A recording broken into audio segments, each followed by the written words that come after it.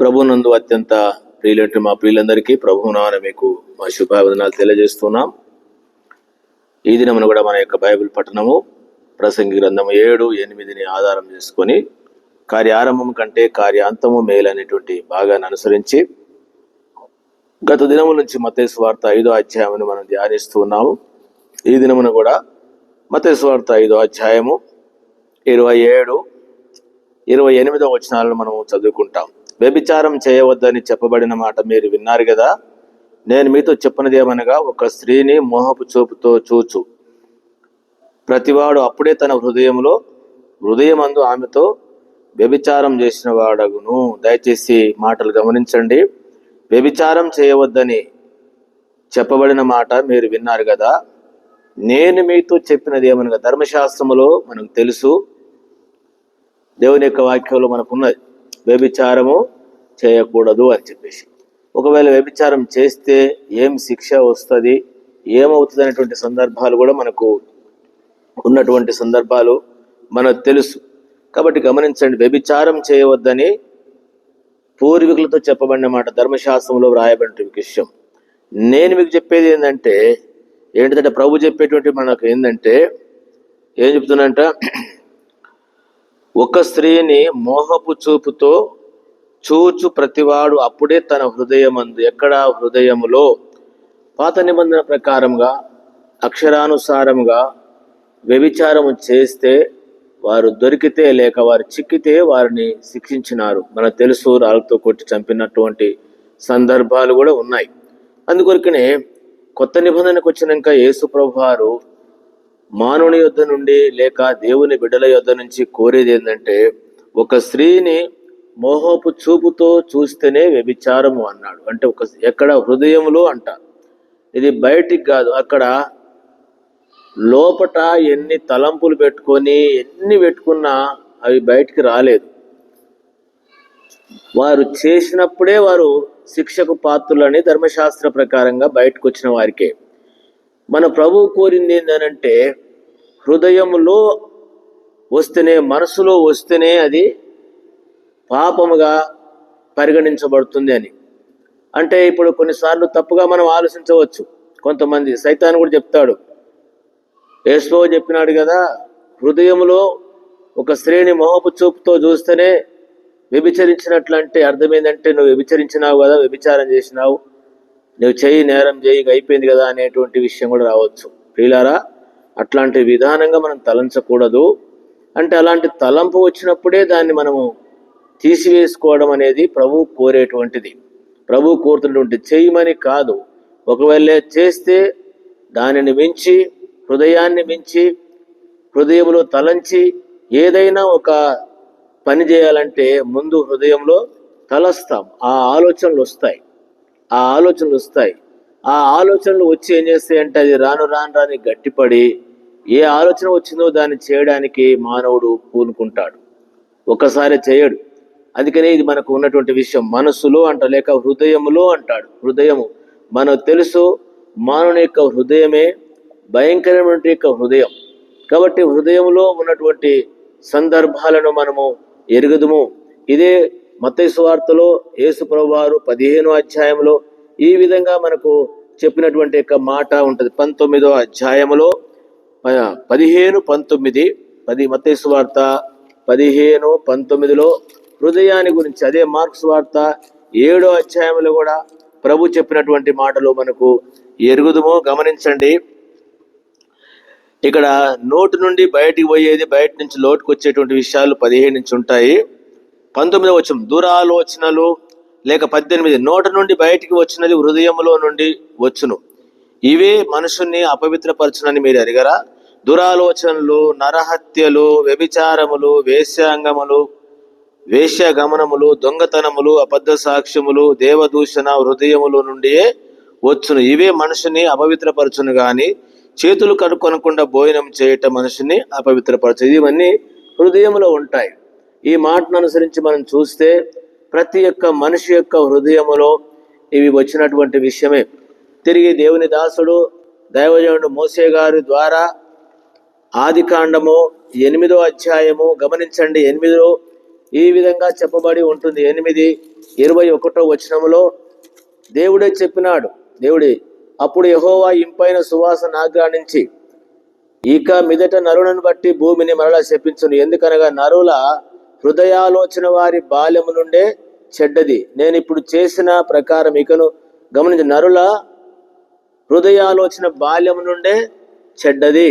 ఇర్మియా గ్రంథం 19:9 హృదయం అన్నిటికంటే మోసకరమైంది, అది ఘోరమైన వ్యాధి కలిగినటువంటిది, అది కొరకనే దాన్ని గ్రహించగలవాడు ఎవడు అంటాడు. కాబట్టి ప్రియులారా, గమనించవలసిన విషయం ఏంటంటే, దేవుడు మానవుని దగ్గర నుంచి కోరినటువంటి నూతన నిబంధన ప్రకారము పరిశుద్ధత లేక స్థాయి, ఆ తలంపు వచ్చినప్పుడే దాన్ని ఏం చేయాలంటాడంటే తీసివేసుకోవాలి.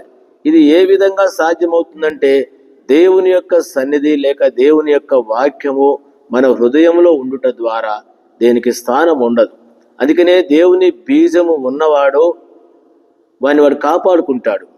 దేవుని బీజం ఉన్నటువంటి వాడు పాపం చేయజాలడు అంటాడు. దేవుని యొక్క బీజము, దేవుని వాక్యము మన హృదయములో నింపుకొని దేవునితో మనము సహవాసము కలిగి ఉన్న ఎడల, ఆయన వెలుగులో ఉన్న ప్రకారం మనమును వెలుగులో నడిచిన ఎడల అన్యోన్య సహవాసము కలవారమై ఉందుమంట. ఆయనతో మనము కలిగి ఉన్నప్పుడు ఇది ప్రతి వ్యక్తికి సాధ్యమవుతుంది. దేవునికి దూరమై దేవుని విధానంలో లేకపోతే ఆ వ్యక్తిని ఈ ఆలోచనలు వశపరుచుకుంటాయి. కాబట్టి గమనించండి, దీని గురించి 3 విషయాలు నేను మీకు గుర్తు చేస్తాను. గమనించండి. విషయం ఏమిటంటే, ఇక్కడ మత్తయి సువార్త 5వ అధ్యాయము మనం చదువుకుంటే వచనంలో 5లో వ్యభిచారం చేయవద్దని బైబిల్లో 2-3 రకాల వ్యభిచారాలు ఉన్నాయి. 2-3 రకాల వ్యభిచారాలు ఉన్నాయి. ఒకటి ఏంటిదంటే, యాకోబు గారు చెప్పినటువంటి యొక్క మాటను మీరు గమనించండి. యాకోబు పత్రిక 4వ అధ్యాయము, యాకోబు 4లో యాకోబు గారు ఈ విధంగా చెప్పినటువంటి యొక్క మాట నేను మీకు గుర్తు చేస్తాను. యాకోబు పత్రిక 4లో 4వ వచనం, వ్యభిచారులారా, ఈ లోక స్నేహము దేవునితో వైరమని మీరెరగరా? కాబట్టి ఎవడు ఈ లోకముతో స్నేహం చేయగోరునో వాడు దేవునికి శత్రువగును. గమనించండి, వ్యభిచారులారా అంటాడు. ఎవరు? ఆ పైన కొంతమందిని రాసినాడు. సరే, ఇక్కడ మాట ఏదండి? వ్యభిచారులారా, ఈ లోక స్నేహము దేవునితో. వ్యభిచారులారా దేన్ని పోల్చుకోవచ్చు మనము? ఈ లోకముతో మనం స్నేహం చేయడం కూడా ఒకటి వ్యభిచారం కింద, రెండోది విగ్రహారాధన కూడా వ్యభిచారం కింద. అందుకనే దేనికి పోల్చబడుతుంది అంటే, ఈ లోక స్నేహము దేవునితో వైరమంట.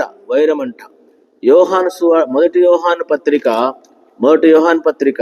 2వ అధ్యాయంలో యోహాను గారు ఈ విధంగా తెలియజేసినటువంటి సందర్భం మనకు కనబడుతుంది. 2వ అధ్యాయము గమనించండి. మొదటి యోహాను పత్రిక 2వ అధ్యాయం 15వ వచనము. నరహంతకుడు ఉంది కదా, పెట్టాను కనుక 15వ వచనం, 2వ అధ్యాయము 15. ఈ లోకమునైనను లోకములో ఉన్న వాటినైనను ప్రేమించకుడి. ఎవడైనా లోకమును ప్రేమించిన తండ్రి ప్రేమ వానిలో ఉండదు. ఎందుకంటే అక్కడ లోక స్నేహం ఏంటిది? దేవునితో వైరం, లేక అది వ్యభిచారానికి గుర్తుపడుతుంది. 16వ వచనం, లోకములో ఉన్నదంతయు అనగా శరీరాశియు, నేత్రాశియు, జీవపడంబము తండ్రి వలన పుట్టినవి కావు, ఇవి లోక సంబంధమైనవే.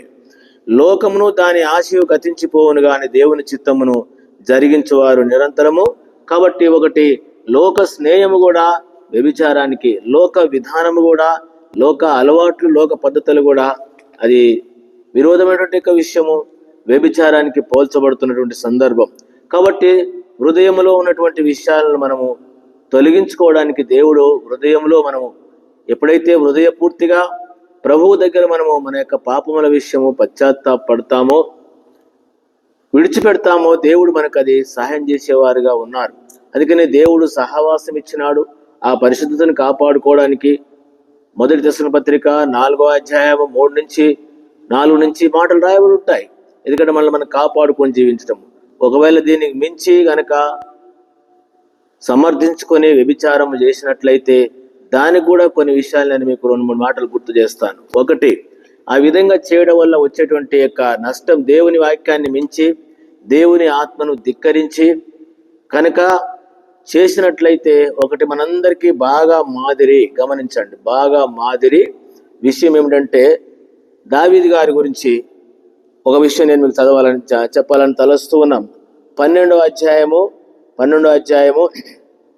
ఈ విషయంలో 10వ వచనము, నీవు నన్ను లక్ష్యం చేయక హిత్తీయుడగు ఉరియా భార్యను నీకు భార్య అగినట్లు తీసుకున్నందున నీ ఇంటి వారికి సదాకాలము యుద్ధం కలుగును. గమనించండి, వ్యభిచారం అంటే ఏంటంటే భార్య ఉండగానే పాపం చేయడం, భర్త ఉండగానే పాపం చేయడం. దావీదు గారి వ్యభిచారం అనేటువంటి మాటకు వస్తే, అందుకనే దేవుడు ఉండగానే ఇంకొకరు నిజమైన దేవుడు ఉండగానే నమ్మడం కూడా వ్యభిచారం కింద వస్తుందని చెప్పేసి దేవుని వాక్యం చెప్పబడుతుంది. అట్లనే ఇక్కడ దావీదు ఎట్లా వ్యభిచారం అంటే భార్య ఉన్నాక కూడా తాను చేసిన పనిని బట్టి ఏమైందట, నీవు ఈ విధంగా అమ్మోనుల చేత నీవు చంపిస్తే నీవు నన్ను లక్ష్యం చేయక హిత్తీయుడగు భార్యను నీకు భార్యగా ఉండునట్లు తీసుకున్నందున నీ ఇంటి వారికి సదాకాలము యుద్ధము.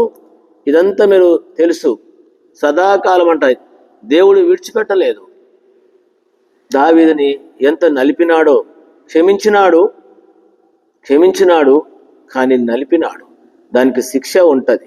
కాబట్టి హద్దు మీరి వాక్యాన్ని అటుగా మనం అర్థం చేసుకొని ఇష్టానుసారంగా చేస్తే ఏమైందని చెప్పేసి అంటే తన యొక్క జీవిత కాలంలో ఎంత సమస్యలు ఎదుర్కొన్నాడు.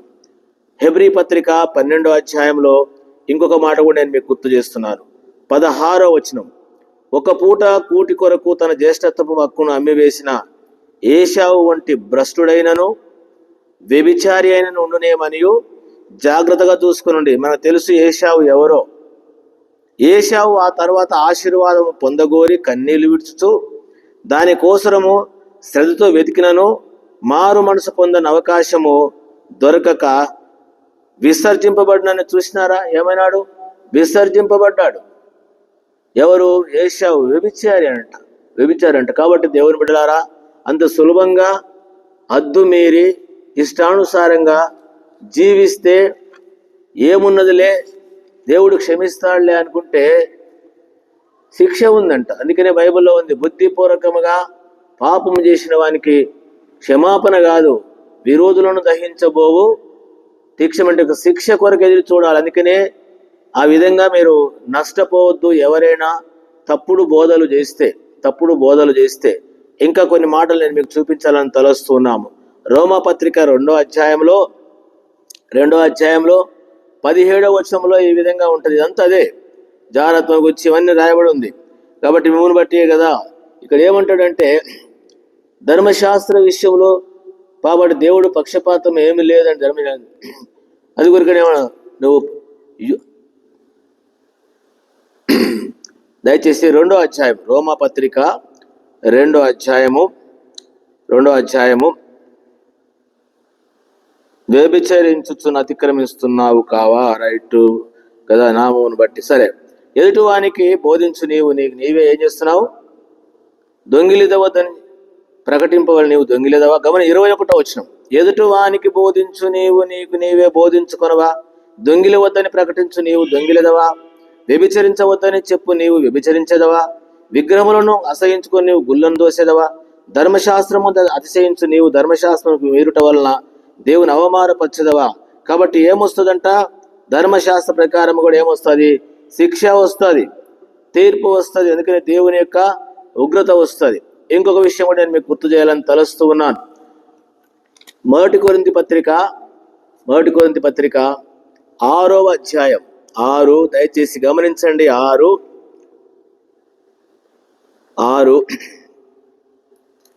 9వ వచనము, అన్యాయస్తులు దేవుని రాజ్యమునకు వారసులు కానరని మీకు తెలియదా?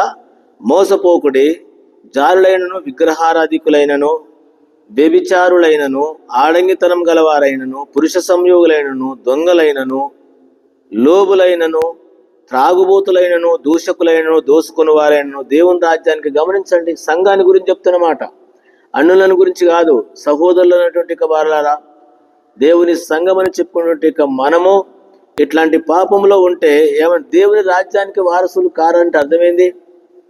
గలతీ సంఘస్థులు కూడా చెప్తా ఉంటాడు, 5వ అధ్యాయం 10-1 విరోధంగా ఉన్నది. గలతీ పత్రిక 5వ అధ్యాయం. అందుకనే ఎవరు కూడా తప్పుడు పద్ధతుల ప్రకారము తప్పుడు యొక్క విధానానికి కనుక బోధిస్తే శిక్ష ఉందని. అందుకనే దావీదుని గురించి ఒకటి గుర్తు చేసినాను.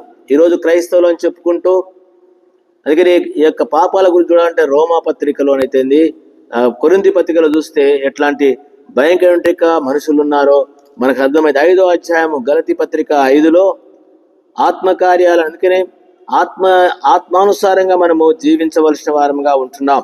కాబట్టి గమనించండి, 19వ వచనం లేక 18, మీరు ధర్మశాస్త్రం చేత నడిపింపబడిన ధర్మశాస్త్రంలోనే వారు కారు. మనం ధర్మశాస్త్రం గురించి చూస్తూ వచ్చినాం. వ్యభిచరించవద్దని పూర్వీకులతో చెప్పబడిన మాట అంటే ధర్మశాస్త్రం యొక్క విషయం.